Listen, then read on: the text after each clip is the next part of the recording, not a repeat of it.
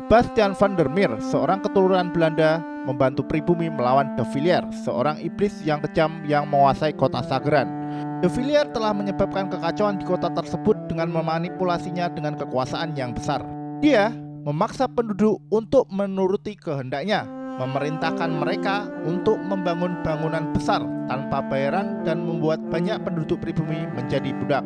Siapa saja yang berani melawannya akan menerima hukuman yang kejam. Sebastian dan beberapa anak buahnya menyusun siasat untuk melawan De Villiers dan pasukannya. Mereka memimpin pasukan yang terdiri dari penduduk lokal yang memperjuangkan hak mereka untuk menghentikan tirani De Villiers. Pertempuran yang seru terjadi antara De Villiers dan pasukan Sebastian van der Meer. Meski begitu, Sebastian tidak hanya harus melawan De Villiers, tetapi juga kompatriotnya yang terlibat dalam perbudakan dan penjajahan yang dilakukan oleh De Villiers.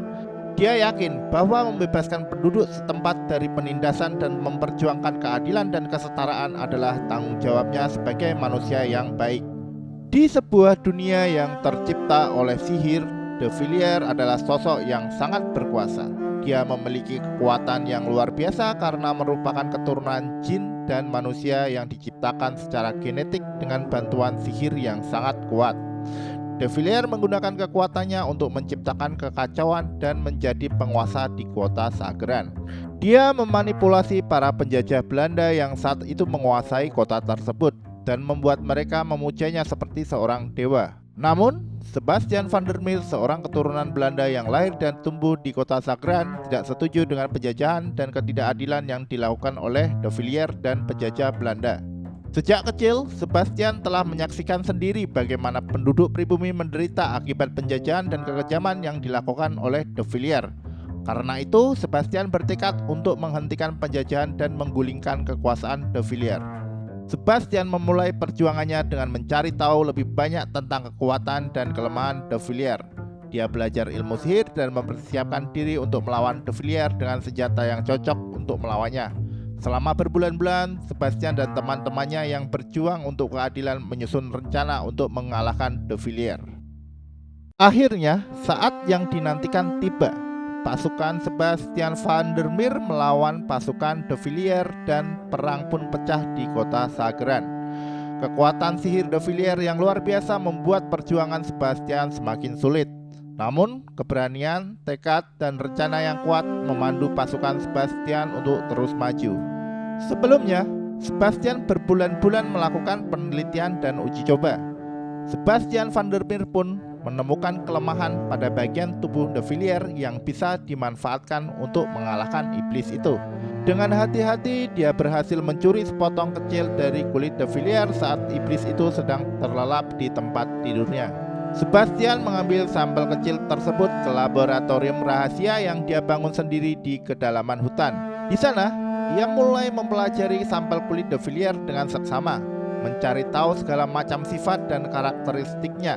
Setelah banyak eksperimen yang panjang, Sebastian akhirnya menemukan bahwa ada zat tertentu dalam kulit De Villiers yang bisa dianggap sebagai kelemahannya. Tidak ingin menyia-nyiakan kesempatan emas ini, Sebastian segera mencampurkan cairan kimia yang dia buat berdasarkan analisis terhadap zat yang ditemukannya. Cairan kimia ini dia oleskan ke pedang pusakanya, sebuah senjata warisan dari kakeknya yang terkenal sebagai pemburu iblis, yang diberikan oleh kakek anak buahnya yang bernama Sudaryo. Kakek itu bernama Saimin. Dengan penuh percaya diri, Sebastian mempersiapkan diri untuk menghadapi De Villiers dalam pertempuran yang akan datang. Dia yakin bahwa cairan kimia yang dipakai pada pedangnya akan memberinya keuntungan dalam menghadapi kekuatan fisik De Villiers. Pertempuran mencapai puncaknya ketika Sebastian dan De Villiers saling berhadapan. Dalam pertarungan yang sengit, Sebastian berhasil menyusupkan pedangnya yang telah dioleskan cairan kimia pada tubuh De Villiers dan melemahkannya secara drastis. "Sialan kau, ini senjata apa?" kata De Villiers yang merasakan tubuhnya melemah. "Ini senjata khusus yang aku ciptakan untukmu. Namun itu belum semuanya," jawab Sebastian dengan senyum puas. Sudaryo membuka sebuah kotak besar yang berfungsi sebagai penjara iblis. Kotak itu hanya bisa dibuka oleh keturunan kakek Saimin, yaitu Sudaryo. Ia juga mengetahui iblis mana yang akan dipenjarakan dengan diberi bagian tubuh iblis yang akan ditangkap. Setelah kotak dibuka, Villiers merasa tubuhnya diserap oleh kotak tersebut. Bastian Vandermeer dan anak buahnya berhasil mengalahkan De Villiers. Namun, mereka belum merasa aman. De Villiers meninggalkan ancaman sebelum dia diserap oleh gerbang seperti asap. Ingatlah, suatu saat aku akan kembali dan membuat kekacauan di kotamu yang tercinta ini. Aku akan menyiapkan sesuatu, kata De Villiers mengancam. Anak buah De Villiers yang melihat kejadian itu langsung hilang semangat dan kabur secara bertahap. Pasukan Sebastian pun menang telak. Sudario, anak buah Sebastian, merasa lega.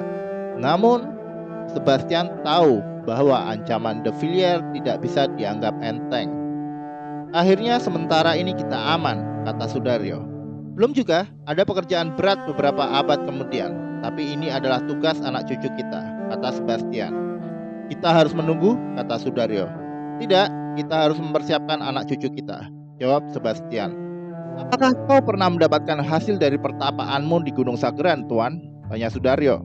Ya, selama dia terkurung di dalam kotak tersebut, dia tetap memiliki kemampuan untuk menerawang dan membisiki orang-orang untuk berbuat jahat. Dan lebih buruknya lagi, akan ada orang yang bisa membebaskannya, kata Sebastian.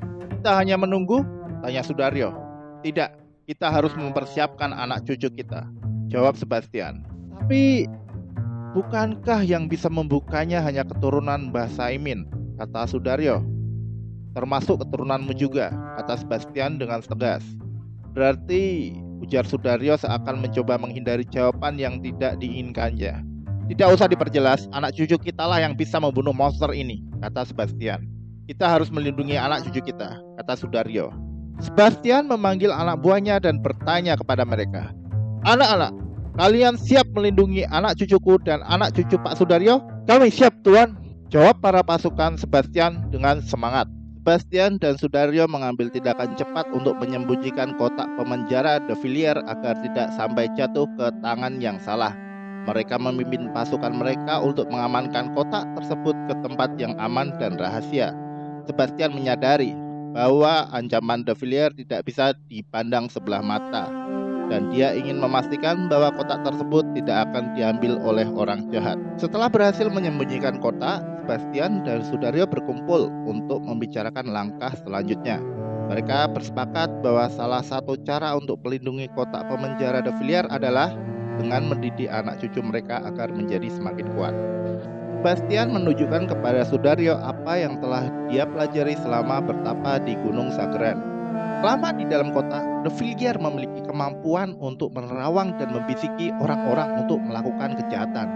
Bahkan, lebih buruk lagi, akan selalu ada kemungkinan bahwa seseorang bisa membebaskannya dari kota tersebut.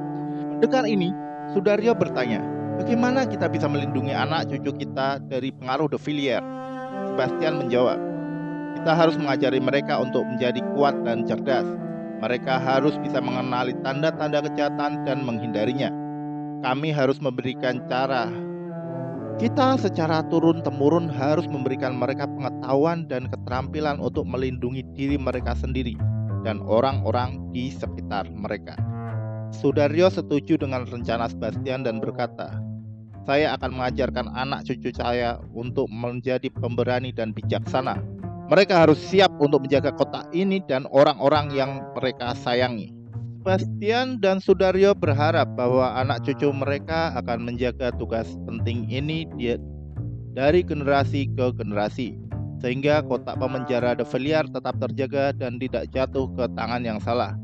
Mereka yakin bahwa dengan pendidikan yang tepat, anak cucu mereka akan mampu menghadapi ancaman yang datang dan menjaga kotak tersebut dengan aman. Namun, Sebastian masih merasa bingung dan khawatir dengan vision yang dulu didapatnya bahwa salah satu dari cucunya akan membuka kotak yang menahan De Villiers. Apakah ini menjadi tanda bahwa keluarganya tidak kuat dalam menjaga keamanan? Apa yang harus dilakukan agar kejadian tersebut tidak terjadi? Sebastian segera memanggil anak cucunya dan bercerita tentang vision yang pernah dia lihat. Mereka semua terkejut dan sedih mendengar bahwa ada kemungkinan salah satu dari keturunan mereka akan membuka kotak itu dan membebaskan De Villiers. Sebastian pun juga mengambil langkah-langkah pencegahan. Dia memberikan pelatihan khusus kepada anak cucunya untuk mempersiapkan mereka menghadapi bahaya yang mungkin muncul di masa depan. Pelatihan ini meliputi keterampilan bertahan hidup, teknik bela diri, dan strategi pengendalian pikiran. Sebastian juga memutuskan untuk mengubah taktik dalam menjaga kotak tersebut. Dia akan memindahkan kotak pemenjara itu ke tempat yang lebih tersembunyi dan dijaga ketat oleh pasukannya.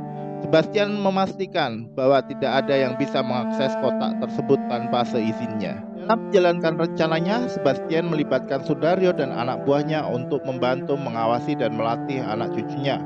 Mereka semua saling bekerja sama untuk memastikan bahwa generasi mereka akan lebih kuat dan lebih waspada dalam menjaga keamanan kotak pemenjara De Villiers. Dengan adanya upaya ini, Sebastian berharap bahwa keluarganya akan tetap kuat dan mampu menghadapi segala ancaman di masa depan. Dia yakin bahwa ketika saatnya tiba, anak cucunya akan siap untuk melindungi kotanya dari kekacauan yang mungkin diakibatkan oleh De Villiers. Namun, semakin Sebastian berusaha untuk menghindari visi yang telah dia lihat, semakin jelas pula visi tersebut muncul di benaknya. Meskipun dia berusaha keras untuk mencegah nasib buruk yang akan terjadi, akhirnya dia sadar bahwa itu adalah takdir yang tidak dapat diubah. Di masa modern, ada seorang wanita yang sangat ramah, memiliki kulit sawo matang, rambut hitam yang sebagian dicap pirang, memiliki tubuh yang langsing, dan senyumnya yang dapat menarik perhatian siapa saja. Meskipun memiliki banyak pengagum, wanita ini memilih untuk hidup sendiri dan fokus pada karir dan hidupnya yang mandiri.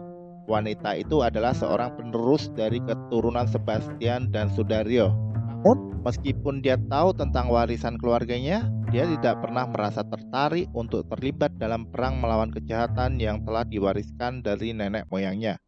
Dia lebih memilih untuk hidup dalam damai dan tidak terlibat dalam masalah keluarga yang membingungkan itu. Wanita tersebut bernama Maya. Namun, dia menyukai didikan keluarganya sehingga dia menjadi kuat seperti sekarang. Keluarganya mendidiknya untuk belajar tentang sains, bela diri, attitude, dan hal-hal lain yang membuatnya menjadi wanita berkualitas. Misalnya, ketika masih kecil, wanita tersebut sering diajak bermain di alam bebas oleh keluarganya. Mereka sering melakukan kegiatan seperti camping, hiking, dan bersepeda gunung. Hal ini membantunya untuk menjadi lebih mandiri dan tangguh dalam menghadapi berbagai situasi di alam terbuka.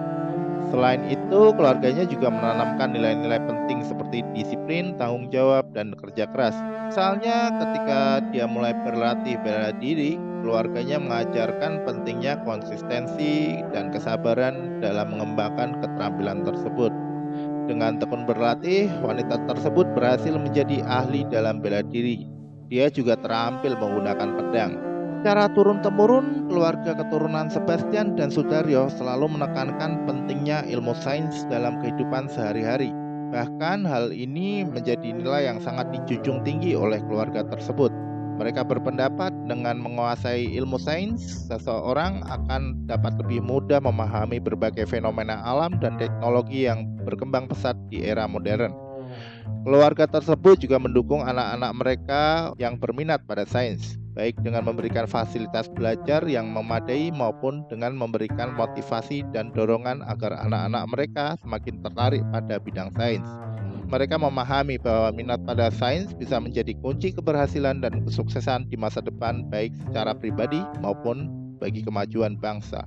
Selain sains, keluarga keturunan Sebastian dan Sudaryo juga memberikan perhatian besar pada pengembangan sikap untuk berperilaku baik. Mereka percaya bahwa sikap dan perilaku yang baik sangat penting dalam mencapai keberhasilan dalam hidup, baik dalam karir maupun dalam kehidupan pribadi. Oleh karena itu, keluarga tersebut mengajarkan nilai-nilai moral yang baik kepada anak-anak mereka sejak dini seperti kejujuran, kerja keras, dan saling menghargai. Keturunan anak buah Sebastian dan Sudaryo memainkan peran penting dalam menjaga nilai-nilai dan tradisi keluarga. Mereka dengan tekun dan penuh kecintaan menjaga tulisan silsilah dan didikan keluarga, serta turut membimbing anak cucu pemimpin mereka agar menjadi penerus yang kuat dan berkualitas. Selain itu, keluarga tersebut juga memiliki banyak bisnis yang menjadi warisan dari pemimpin mereka, Sebastian dan Sudaryo. Hal itu disebabkan oleh kecintaan mereka yang turun-temurun terhadap leluhur mereka yang sangat berjasa tersebut. Didikan tersebut membantu Maya menjadi sosok yang mandiri, percaya diri, memiliki keterampilan yang kuat. Hal ini membuatnya mampu menghadapi berbagai rintangan dan tantangan dalam kehidupannya. Sehingga dia dapat menjadi penerus yang baik dari keturunan Sebastian dan Sudaryo. Dia pun bergelut di bidang biologi dan berprofesi sebagai peneliti. Namun, bumi sedang dalam keadaan gonjang-ganjing akibat adanya konflik ideologi yang mengakibatkan perang di negara lain. Ancaman perang yang meluas sangat memprihatinkan dan mengakibatkan dunia akan banyaknya konflik yang telah terjadi di masa lalu. Namun, apakah manusia bisa belajar dari pengalaman sejarah dan mencegah perang yang lebih besar terjadi? Takdir tidak bisa ditolak. Keluarga besar Sebastian dan Sudaryo akan memainkan peran besar dalam panggung perang ideologi dan peperangan yang mungkin akan meluas. Mereka sadar bahwa peran mereka bukan hanya sebagai pewaris didikan keluarga yang kuat dan bisnis yang sukses, tetapi juga sebagai agen perubahan dalam mencegah perang yang dapat mengancam dunia. Semangat kecintaan mereka terhadap keluarga dan pemimpinnya mendorong mereka untuk mencari cara untuk menjaga perdamaian dan stabilitas dunia. Namun, itu bukan hanya panggung untuk keluarga besar Sebastian dan Sudaryo, tetapi juga panggung iblis yang bernama De Villiers. Kelakuan De Villiers memang selalu menimbulkan masalah. Walaupun dia sudah terperangkap dalam kotak pemenjara, dia masih bisa memberikan perintah melalui bisikan kepada para pengikutnya. Ia selalu ingin memiliki kekuasaan penuh atas semua yang ada. Karena itu, dia tak jarang mengadu domba dan menciptakan perseteruan di antara para pemimpin bangsa. Kini perang ideologi sedang memanas dan De Villiers mengambil kesempatan itu untuk memperluas pengaruhnya. Di tengah situasi yang rumit ini, keluarga besar Sebastian dan Sudaryo merasa memiliki tanggung jawab untuk mencegah terjadinya perang yang akan meluas. Mereka menyadari bahwa takdir telah menempatkan mereka pada panggung yang besar dan penting kali ini. Oleh karena itu, mereka berupaya semaksimal mungkin untuk mencegah De Villiers menciptakan kekacauan yang lebih besar lagi. Kota Sagran menjadi target De Villiers. Ia ingin menguasai kota tersebut karena jika berhasil, ia bisa mengendalikan seluruh negara di sekitarnya. Namun, jika De Villiers gagal menguasai kota Sagran, kemungkinan akan memicu gerakan serupa di tempat lain di dunia yang sedang menghadapi konflik ideologi. Selain itu, dendam De Villiers terhadap keluarga Sebastian Sudaryo sangat besar. Maya, Maya, kata seorang jin yang menemani Maya sejak kecil. Meskipun Maya memiliki kemampuan untuk melihat jin, namun ia memilih untuk tidak terlalu menggali kemampuan tersebut. Ya, sains lebih penting daripada kemampuan melihat jin yang dianggap sebagai keahlian supranatural. Ia ingin menjadikan dirinya sebagai seorang ilmuwan yang terfokus pada penelitian dan eksperimen dalam bidang sains. Sehingga ia berusaha menghindari hal-hal yang bisa menjadikannya sebagai dukun atau terlibat dalam kegiatan supranatural. Baginya, dunia gaib hanyalah tempat untuk menghilangkan sepi saja. Ya, ada apa Junet? Tanya Maya kepada jin kecil yang telah menemaninya sejak kecil. Meski berusia tua, wajah Junet tak menunjukkan tanda-tanda penuaan.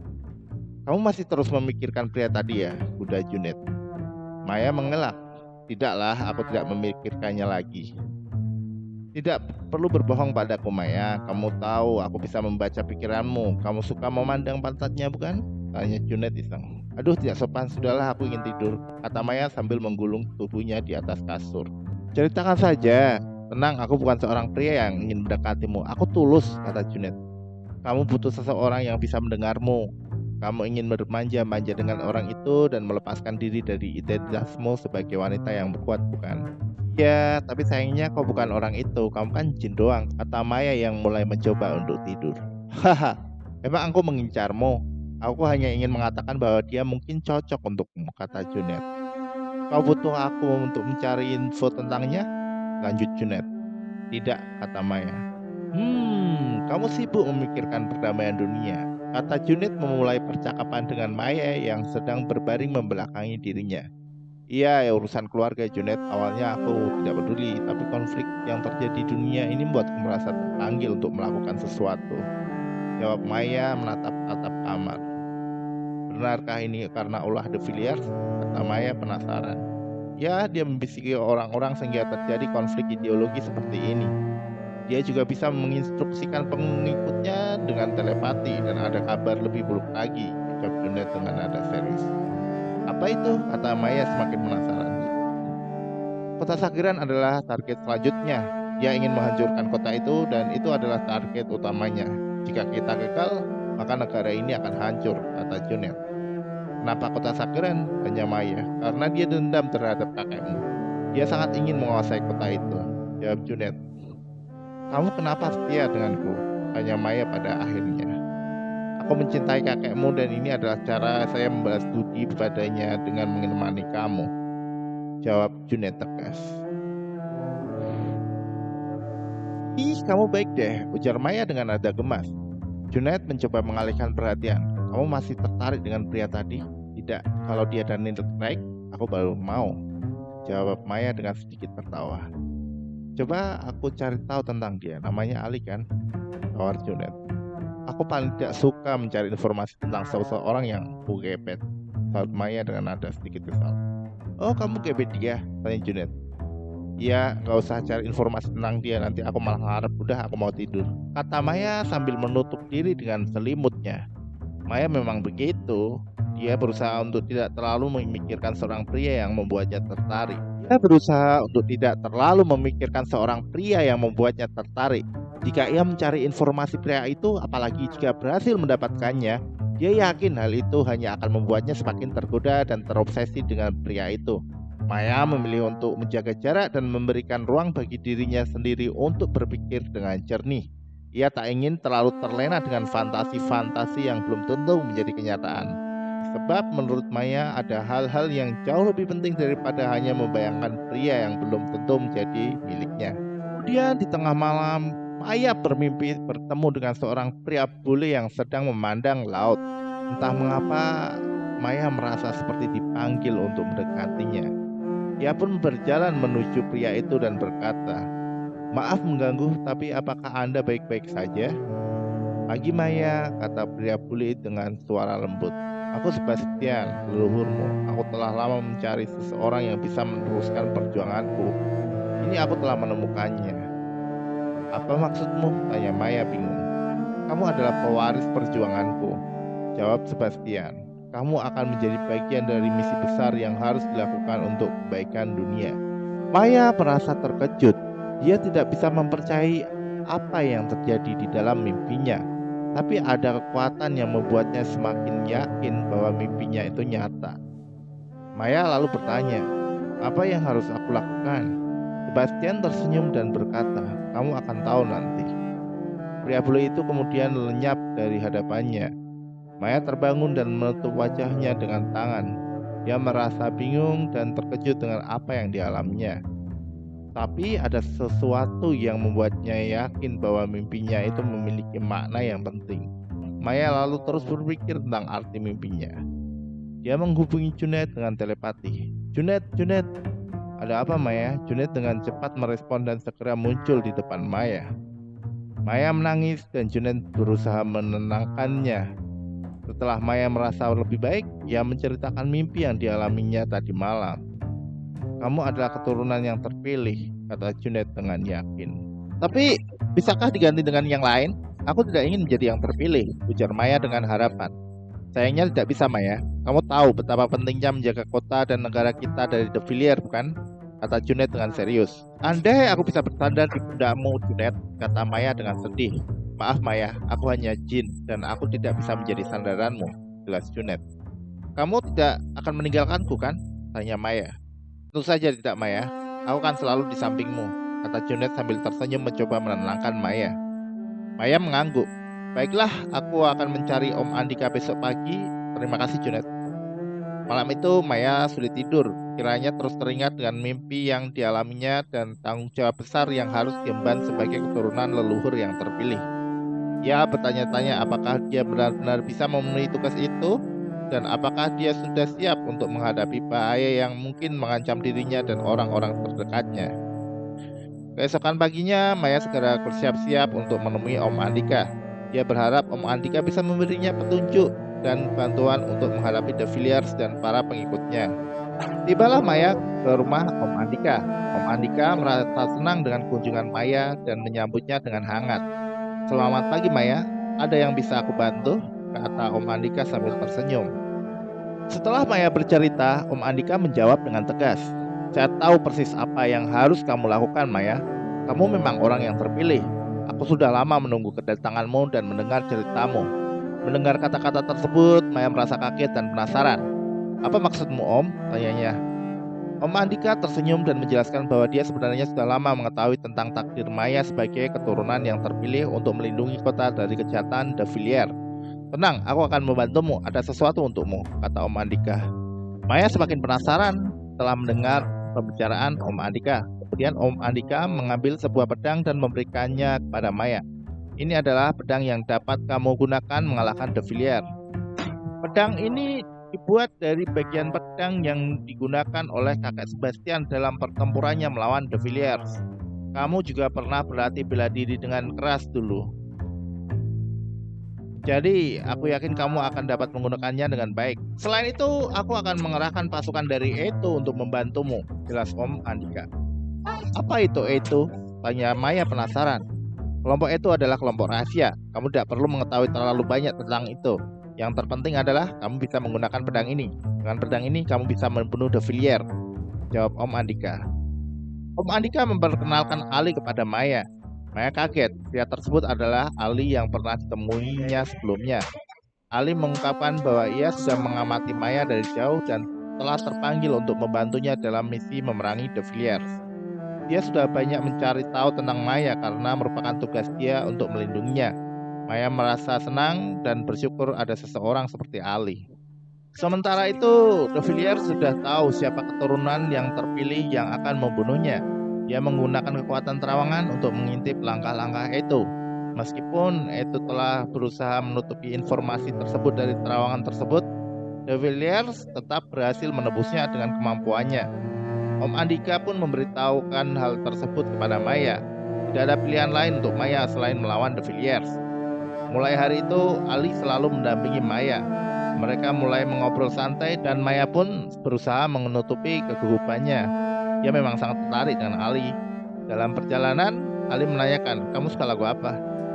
Maya berpikir sejenak. Kurang tahu nih. "Kamu suka lagu apa?" "Kamu harus mendengar lagu Oasis dan Look Back in Anger. Sudah pernah dengar sebelumnya," ujar Ali sambil menyalakan lagu tersebut.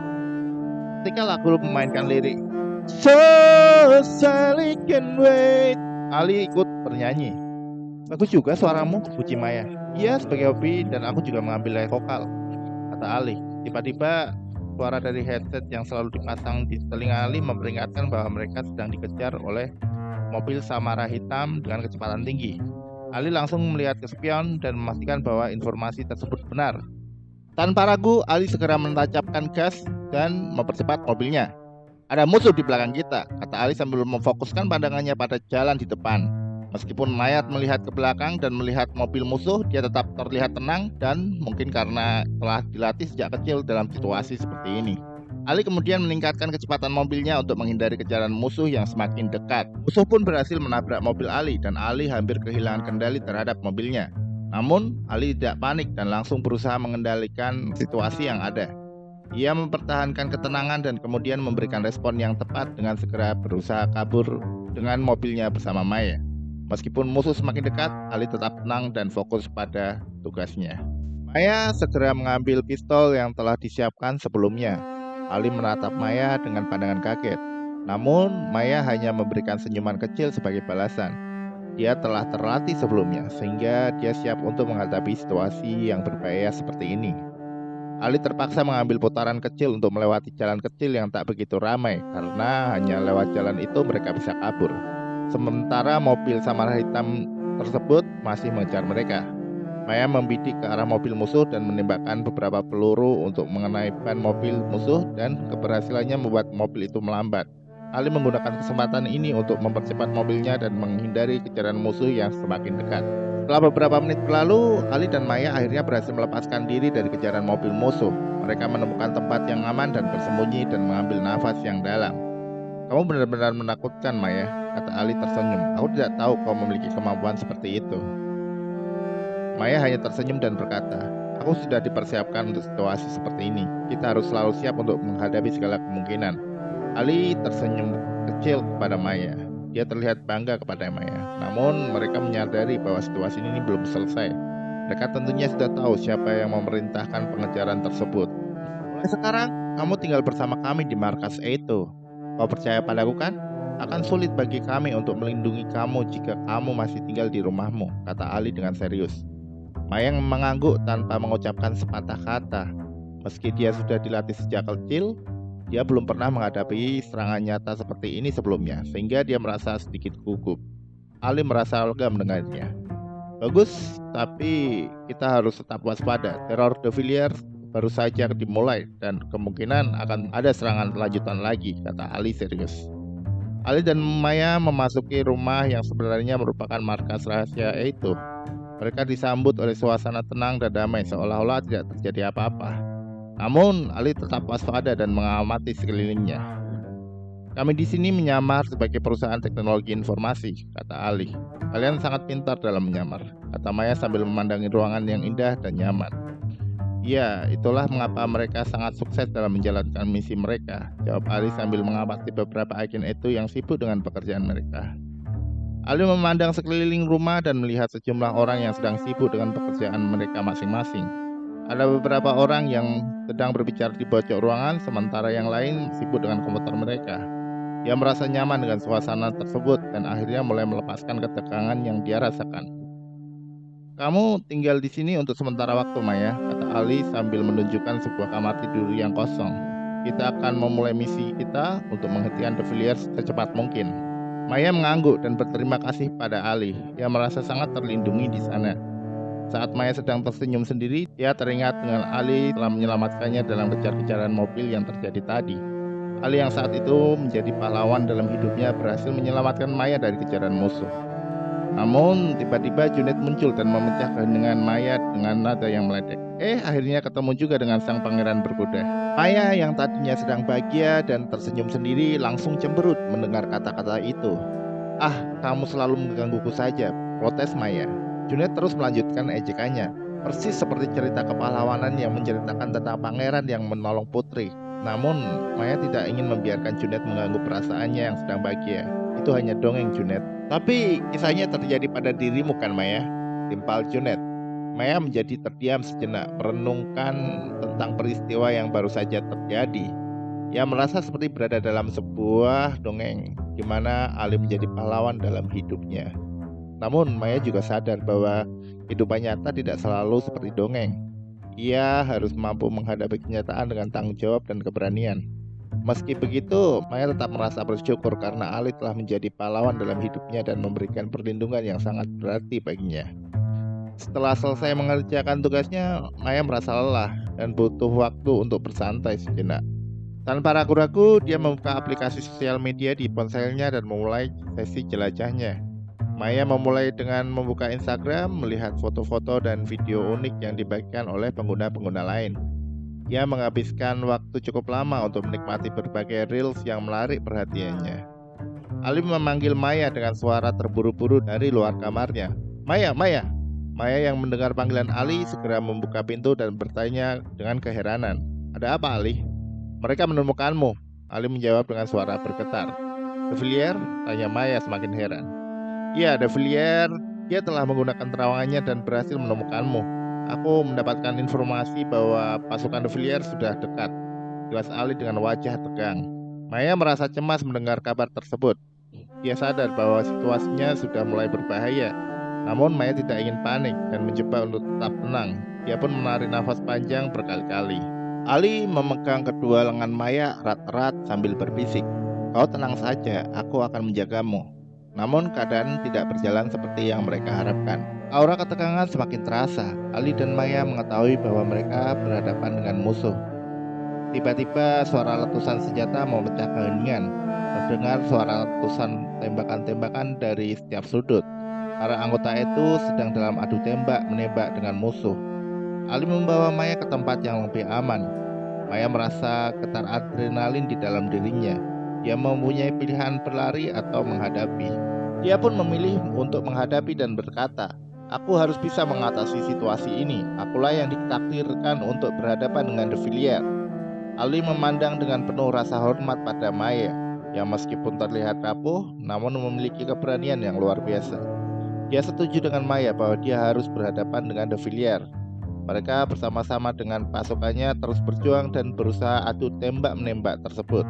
Mereka tahu tidak ada pilihan selain bertahan dan mempertahankan keberanian untuk menghadapi musuh yang kuat.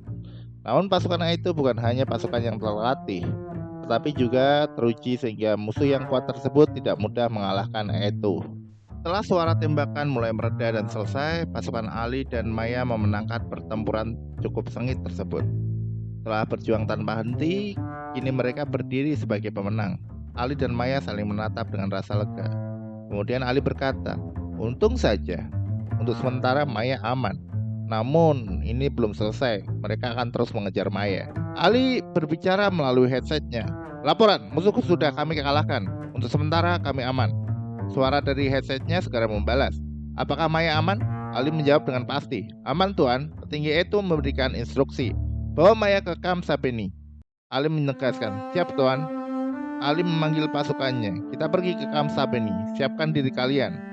Maya juga bersiap-siap untuk pergi ke sana. Mereka segera bergegas meninggalkan tempat dan menuju ke Camp Sabeni dengan mobil mereka. Di perjalanan, Ali dan pasukannya tetap waspada dan siaga menghadapi kemungkinan adanya musuh yang menghalangi. Mereka berkomunikasi secara efektif dan merencanakan strategi untuk menghadapi kemungkinan masalah di sepanjang jalan. Setelah perjalanan yang panjang dan menegangkan, Ali, Maya, dan pasukan itu tiba di Camp Sabeni dengan aman karena Ali berhasil memimpin pasukannya agar bisa menghindari musuh. Camp tersebut berupa gedung besar yang jauh dari pemukiman penduduk. Maya tidak menyangka ada organisasi seperti ini. Mereka disambut oleh Pak Jarot, seorang petinggi di camp tersebut yang menyambut mereka dengan hangat. Setelah bersalaman dengan Ali dan Maya, Pak Jarot menyapanya dengan ramah dan senyum di wajahnya.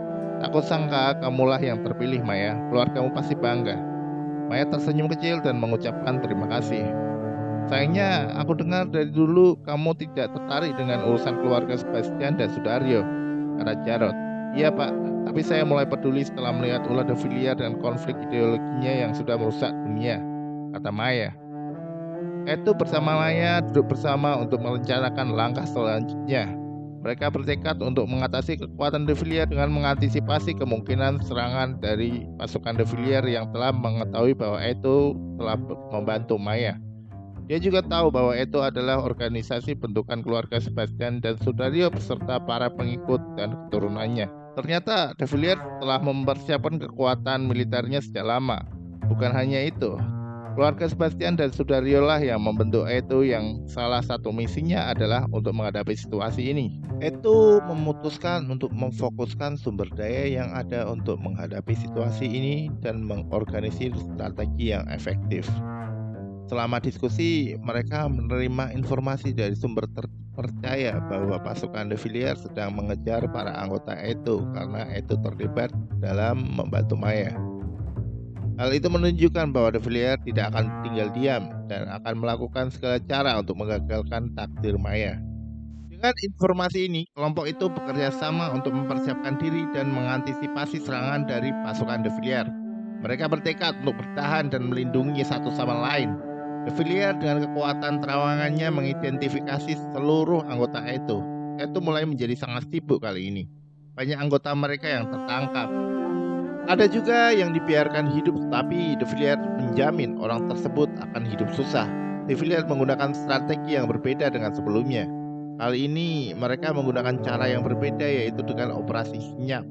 Dalam upaya untuk membalas dendam atas kekalahan sebelumnya yang membuat De Villiers terkurung dalam penjara, ia melancarkan serangan balik yang kuat terhadap Aeto. De Villiers telah mengetahui bahwa itu adalah agensi rahasia yang dibentuk oleh keluarga Sebastian dan Sudaryo. Mereka sudah mengidentifikasi lokasi camp itu dan kebiasaan sehari-hari para anggota.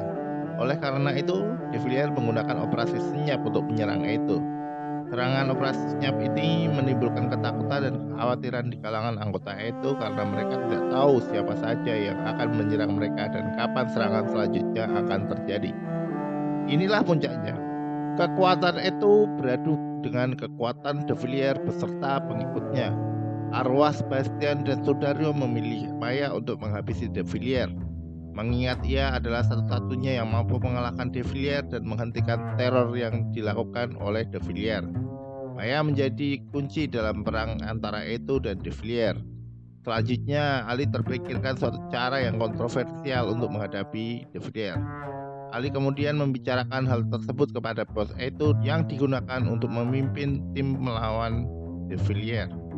Meskipun awalnya bos tersebut marah dan menolak ide tersebut, namun akhirnya Eto terpaksa mengikuti ide Ali karena tidak ada alternatif lain yang lebih baik. Bos Eto merasa khawatir dan ragu dengan cara tersebut, namun akhirnya setuju untuk mengambil risiko dengan menggunakan ide kontroversial yang diusulkan oleh Ali. Bos Eto menyadari mereka memang memerlukan sesuatu yang berbeda dan inovatif untuk menghadapi De Villiers. Setelah membahas rencana tersebut, mereka berdua merancang dan melaksanakan strategi dengan sangat hati-hati dan berusaha untuk meminimalkan resiko sebanyak mungkin. Ali mengajak Maya untuk meninggalkan camp Eto dan bertanya, "Kamu percaya padaku kan?" Maya menjawab, "Iya." Setelah berhasil membawa Maya keluar dari camp, mereka melakukan perjalanan panjang menuju tim khusus Eto. Maya merasakan Ali gemetar dan terlihat sangat ketakutan. Maya mencoba menenangkan Ali dan bertanya, "Kau tidak apa-apa?" Ali kemudian menjawab. Ali dan Maya tiba di sebuah camp Eto yang lain. "Ada apa di sini?" tanya Maya. "Kamu akan tahu nanti," jawab Ali. Mereka kemudian masuk ke dalam sebuah fasilitas bersama dengan tim khusus Eto. Di sana terdapat sebuah kotak dengan pintu di salah satu sisinya. "Terpaksa ini harus kulakukan," ujar Ali. Maya bingung, "Apa itu?" "Sudah saatnya kamu menghabisi De Villiers," kata Ali. "Apa?" tanya Maya terkejut. "Aku yakin kamu bisa. Aku adalah keturunan Sebastian dan Sudario. Hanya keturunan mereka yang bisa membuka pintu kotak penjara De Villiers. Aku sudah memahami maksud vision leluhur kita yang mengatakan keturunan mereka lah yang akan membuka pintu gerbang tersebut. Pintu tersebut harus dibuka agar De Villiers bisa keluar dan kita habisi." "Ini sudah saatnya?" tanya Maya cemas. "Ya, aku yakin kamu bisa. Kami juga akan terus membantumu," kata Ali memastikan. Dengan menghabisi De Villiers, kekuatan pasukan musuh bisa jauh berkurang dan inilah cara yang terbaik. "Buka pintu tersebut," kata Maya sudah siap. Dan dia memilih untuk menghadapinya. Ali menempelkan tangannya pada daun pintu kotak penjara dengan perasaan gugup dan tidak menentu. Pasukan Eto berdiri siap sedia dengan senjata mereka, menunggu untuk menembak apapun yang ada di dalam kotak penjara. Sementara itu, Ali membuka pintu kotak dan terdengar suara yang sangat keras dan mencolok. Pasukan Eto segera membuka tembakan ke arah apapun yang keluar dari pintu tersebut. Sesuatu yang muncul dari pintu kotak tersebut adalah De Villiers, yang seakan-akan tidak terpengaruh oleh tembakan-tembakan tersebut. Dia menatap tajam ke arah Maya dan berkata, "Apakah kamu keturunan terpilih?" dengan suara yang penuh tantangan. Maya dengan penuh percaya diri menjawab, "Ya, sayalah yang terpilih, dan inilah saatnya untuk menghentikanmu." Tanpa kata-kata lagi, Maya mulai berduel dengan De Villiers dengan pedang dan tamengnya.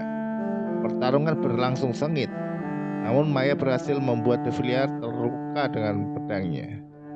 De Villiers berkata, "Kamu menggunakan pedang sialan itu." Namun Maya tidak terpengaruh oleh ucapan De Villiers dan semakin bersemangat untuk mengalahkannya. Akhirnya Maya berhasil menghunuskan pedangnya ke jantung De Villiers. "Kau dulu kalah dengan leluhurku, kali ini kau kalah dengan keturunannya," kata Maya yang kemudian mencabut pedangnya. De Villiers tidak bisa berkata apa-apa lagi dan ambruk. Ali pun mendatangi Maya dan memeluknya. "Kamu wanita yang luar biasa." Maya pun menangis setelah berhasil menyelesaikan misinya. De Villiers telah tewas.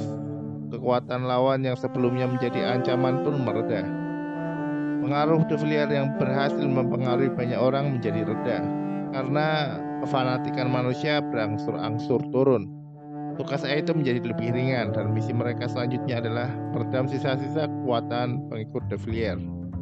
Maya bergabung dengan Eto setelah berhasil menyelesaikan misinya. Kini Maya telah memperdalam kemampuan sains.